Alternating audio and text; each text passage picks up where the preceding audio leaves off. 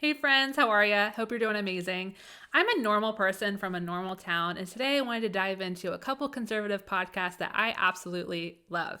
Now, do I think that you should only be listening to conservative podcasts? No, definitely be giving other perspectives a listen to because I think it's important that we are constantly challenging our own viewpoints. So, a left leaning one I might recommend is Pod Save America. My ears have not yet bled from listening to it, so I'm sure yours won't either.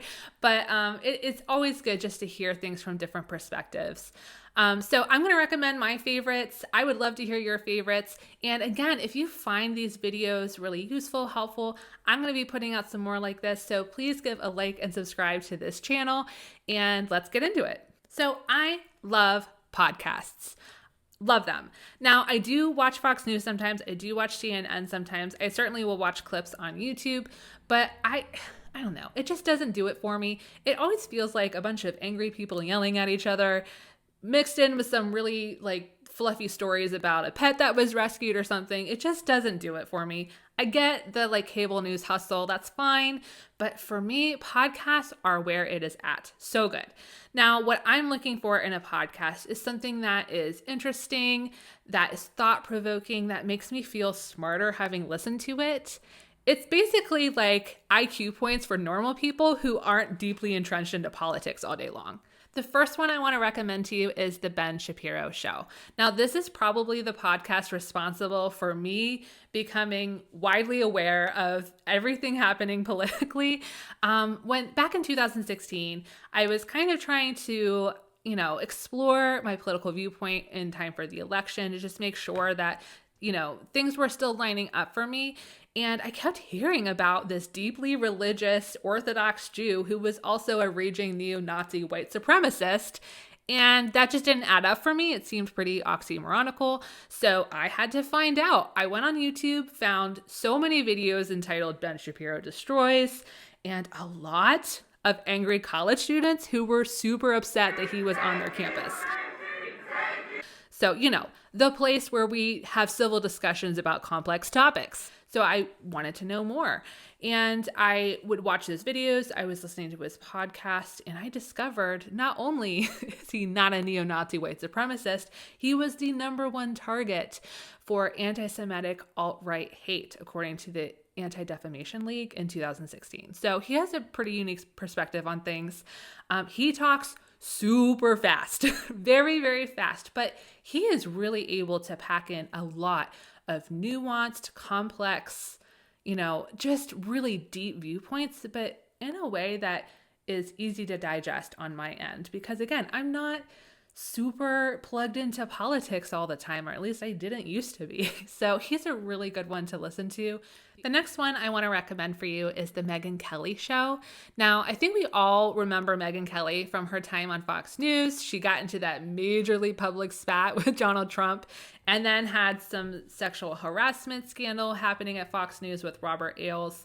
But then when she left there, she goes to MSNBC, where she was not very warmly welcomed, which I think was predictable. But she leaves there, and now she has a podcast that she does herself. It is awesome. I love it. She brings on these really interesting people. So she'll kind of have a topic that she wants to discuss. And so when she does the topic, she'll bring someone on who is an expert in that field, or who is deeply researched there, or who works in that field.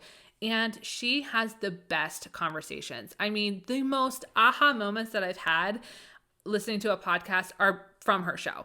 And I have almost never heard of the people that she brings onto the show, but by the end, I've either followed them, looked more into them, bought their book. Just really interesting conversations. And what I love is that she doesn't necessarily bring on people who think like her or who believe the same things that she believes, but neither one of the people in the conversation is trying to prove the other person wrong or make themselves sound more right. It's just an open and honest kind of dialogue that happens, and it's very refreshing. So the last one I want to share with you is the Rubin Report, and this is run by Dave Rubin. Dave Rubin is so likable. Within the first 5 minutes of watching him, you're going to like him. You'll want to have a beer with him, invite him over for dinner. He's just so genuinely sweet. and it makes him a really good interviewer. He has a lot of people on his show. That's basically kind of the vibe. He does what Megyn Kelly does, and he invites people from different perspectives. But his show is a little more informal, a little bit more casual.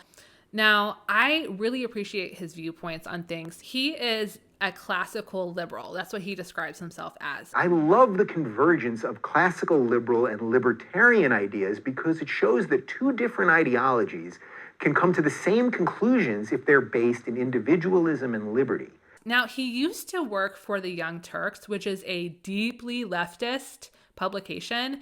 He left them in 2015, claiming that the left is no longer liberal, they're regressive. And let me tell you, the Young Turks are not over it. Like, they're still talking about Dave Rubin. I pay attention to Dave Rubin a lot because this will make him happy. He triggers me deeply, deeply, deeply, deeply. So if you're in the market for some conservative podcasts, those are definitely my go-to top 3. I would love to hear which ones you guys listen to, so please put them down in the comments. And if you want more content like this, please like this video and subscribe to the channel. I hope you guys are having an awesome day. I will talk to you guys next time.